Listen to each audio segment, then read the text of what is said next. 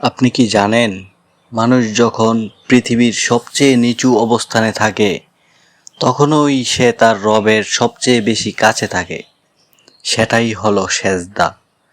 সেজদা শুধু মাটিতে মাথা রাখার নাম নয়, সেজদা হলো নিজের অহংকারকে ভেঙে ফেলা, নিজের দুঃখকে আল্লাহর কাছে সঁপে দেওয়া, আর নিজের হৃদয়কে বলা, হে আল্লাহ, আমি দুর্বল, আপনি শক্তিশালী, আমি অসহায়, আপনিই আমার একমাত্র আশ্রয়।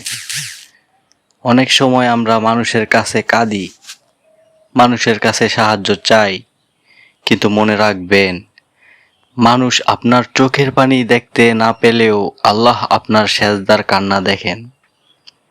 আপনার যে দুঃখ কাউকে বলতে পারেননি, সেটা সেজদায় আল্লাহকে বলে দিন।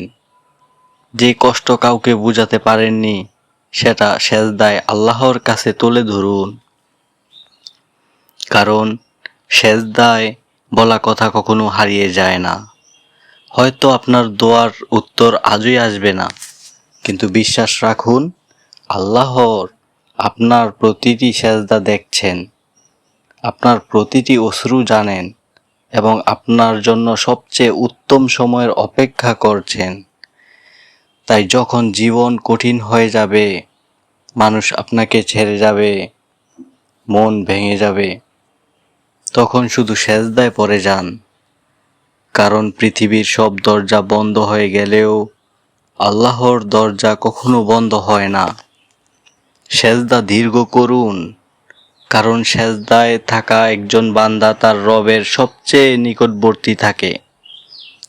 আল্লাহ আমাদের সবাইকে আন্তরিকভাবে সেজদা করার তৌফিক দান করুন। আমিন।